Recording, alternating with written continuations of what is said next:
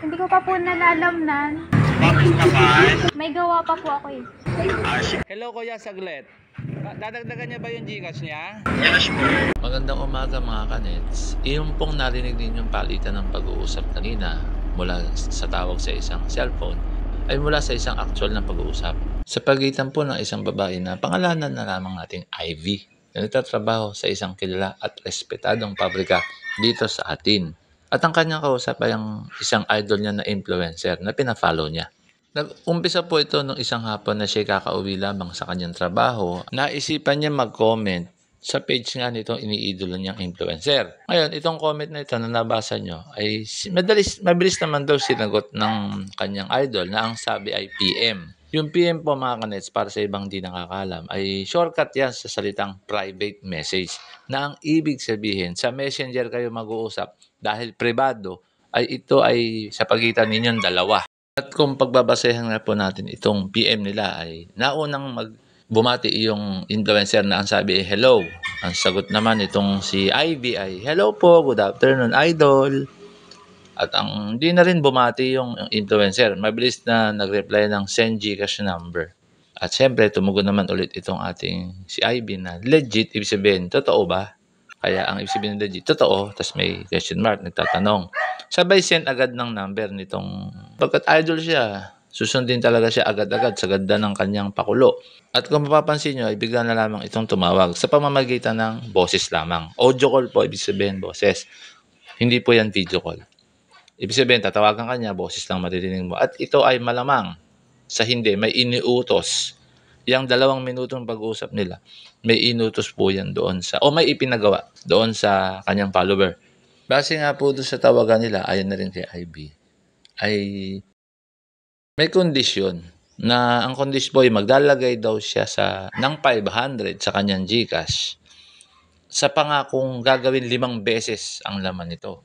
Kaya kung 500 nga po ang nilagay nitong si IB ay malamang sa hindi 2.5 ang kanyang inaakalang marireceive. Ano po? Kung mapapansin nyo sa baba, ayon sa bandang mensahe, mayroon ng screenshot ng Gcash nung si IB na hindi na natin ipapakita sapagkat sa privacy na kanyang account.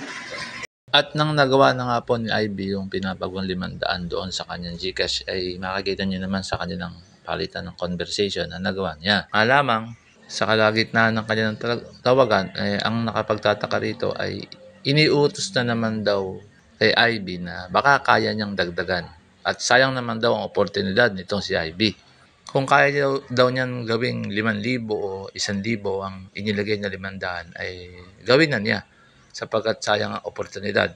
Kaya naman ito si IB mabilis na sumunod upang maghanap ng tindahan o tao na pwedeng magdagdag sa kanyang Gcash. Ayun nga po, isa sa nakapansin dito kay IB na hindi ito mapalagay at balisang-balisa na tila nagdudumali paikot-ikot doon sa kahabaan ng iskinita. Ito yung tao na nagbigay concern sa kanya na ano ba ang nangyayari. Kaya naman isinangguni niya kay IB na bago gawin ang pinagagawa ng kausap na yon sa boses ay ayain niya muna ito sa isang video call. Ay, sige po. Ay, isa kami sa fans mo eh. Siyempre gusto namin ikaw makita kung ikaw talaga yan. Mas kung sino ka pa na hindi naman kita followers at ikaw yung nakipag-usap, ikaw na lang yung magbigay kay Ma. Ganun na lang. Sige po. Hindi, tinutulungan ko rin yung tao kasi nalilito siya eh. Siyempre, followers mo siya.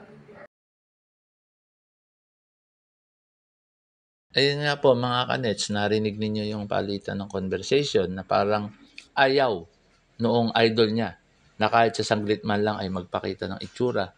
Wala naman pong problema sa premyo kanyang sinasabi. Maganda naman talaga. Yun namang paghingi niya ng dagdag halaga doon sa kay Ivy, wala rin naman problema. Gagawin din naman. Yun nga lamang, sana magpakita siya sa video call na personal. Para naman makita rin siyempre nung follower niya, yung idol niya. Ayun nga lamang, nung gano'n na ang gusto mangyari nitong si Ivy, ay bigla-bigla na lamang parang tingin ko nagalit o nainsulto ba yung taong kausap namin na naging dahilan upang kami ay i-block. At yun na din po ang may sasuggest namin sa inyo mga kanets. No? Kapag kayo ay may kausap, lalo't kayo ay may i-claim na kung ano pa man, lalo't may kinalaman sa pera, mga premyo o kung ano pa man, na hindi nyo kasiguraduhan yung kakilala o kausap nyo Kahit kamag-anak na rin ninyo kasi di ba minsan may nahahack na account ng mga kamag-anak.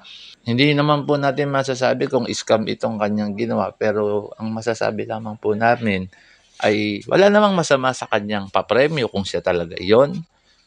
Willing naman gawin noong tao yung kanyang pinagawa sa una. Pangalawa, nung nagdadagdag na siya ng halaga sa gusto niyang mangyari doon sa unang kanyang iniutos, nakapagtataka lamang na bakit may ganoong sitwasyon. Kaya naman isinangguni naman natin sa kanya na bago natin gawin yung kanyang pangalawang challenge na sinasabi, magpakita naman siya sa video call para naman po patas. Maraming salamat. Isang ligtas at masayang araw sa lahat.